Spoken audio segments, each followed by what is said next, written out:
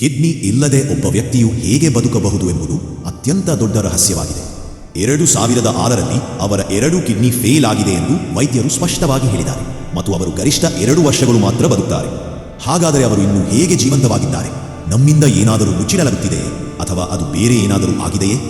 ಇವರನ್ನು ಹಿಂದೂಗಳು ಮತ್ತು ಮುಸ್ಲಿಮರು ಇಬ್ಬರೂ ಪೂಜಿಸುತ್ತಾರೆ. ಸಾಮಾನ್ಯ ಜನರು ಮತ್ತು ವಿರಾಟ್ ಕೊಹ್ಲಿ ಅಂತಹ ಸ್ಟಾರ್ಸ್ಗಳಿಂದ ಪೂಜಿಸಲ್ಪಡುವ ಸಂತನ ಕಥೆಯಾಗಿದೆ. ಇದು ಅನಿರುದ್ಧ ಪಾಂಡೆಯಿಂದ ಪ್ರೇಮಾನಂದ ಮಹಾರಾಜ ಹೇಗೆ ಆದರು ಎಂಬುವ ಕಥೆಯಿದೆ.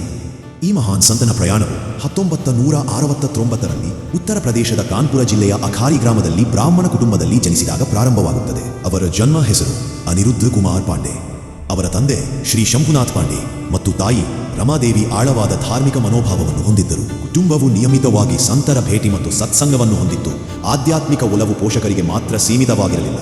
ಅವರ ಅಜ್ಜ ಕೂಡ ಸನ್ಯಾಸಿಯಾಗಿದ್ದರು ಮತ್ತು ನಂತರ ಅವರ ತಂದೆಯೂ ಸನ್ಯಾಸವನ್ನು ತೆಗೆದುಕೊಂಡರು. ಅನಿರುದ್ಧನ ಮನಸ್ಸಿನಲ್ಲಿ ಬಾಲ್ಯದಿಂದಲೂ ದೇವರ ಮೇಲಿನ ಭಕ್ತಿಯ ಬೀಜಗಳು ಮೊಳಕೆಯೊಡೆಯಲು ಇದು ಕಾರಣವಾಗಿತ್ತು. ಬಾಲ್ಯದಿಂದಲೂ ಅವರು ತಮ್ಮ ವಯಸ್ಸಿನ ಮಕ್ಕಳಿಗಿಂತ ಭಿನ್ನರಾಗಿದ್ದರು. ಬೇರೆ ಮಕ್ಕಳು ಕ್ರೀಡೆಯಲ್ಲಿ ಆಸಕ್ತಿ ವಹಿಸಿದರೆ ಅನಿರುದ್ಧ ಹೆಚ್ಚಿನ ಸಮಯವನ್ನು ಭಕ್ತಿಗೀತೆಗಳು, ಗ್ರಂಥಗಳನ್ನು ಓದುವುದು ಮತ್ತು ಧ್ಯಾನದಲ್ಲಿ ಕಳೆಯುತ್ತಿದ್ದರು. ಅವರು 5ನೇ ತರಗತಿಗೆ ತಲುಪುವ ಹೊತ್ತಿಗೆ ಅವರು ಗೀತಾ ಪ್ರೆಸ್ ಗೋರಖ್ಪುರ, ಶ್ರೀ ಸುಖಸಾಗರ ಮತ್ತು ಇತರ ಪುರಾಣಗಳ ಪುಸ್ತಕವನ್ನು ಅಧ್ಯಯನ ಮಾಡಲು ಪ್ರಾರಂಭಿಸಿದರು.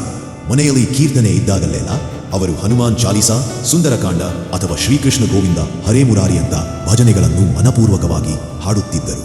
ಸತ್ಸಂಗದ ಸಮಯದಲ್ಲಿ ಅವನು ಆಗಾಗ್ಗೆ ತನ್ನ ಮನಸ್ಸಿನಲ್ಲಿ ಯೋಚಿಸುತ್ತಾನೆ, ಪೋಷಕರ ಪ್ರೀತಿ ಶಾಶ್ವತವಾಗಿದೆಯೇ ಅಥವಾ ಅದು ಮರ್ತ್ಯವೇ?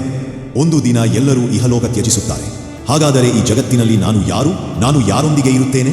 ನನಗೆ ಯಾರ ಬೆಂಬಲವಿದೆ? ಕ್ರಮೇಣ ಅವರಿಗೆ ಒಂದೇ ಒಂದು ಉತ್ತರ ಅವನಲ್ಲಿ ಸ್ಪಷ್ಟವಾಯಿತು: ದೇವರನ್ನ ಹೊರತುಪಡಿಸಿ ಯಾರೂ ಇಲ್ಲ.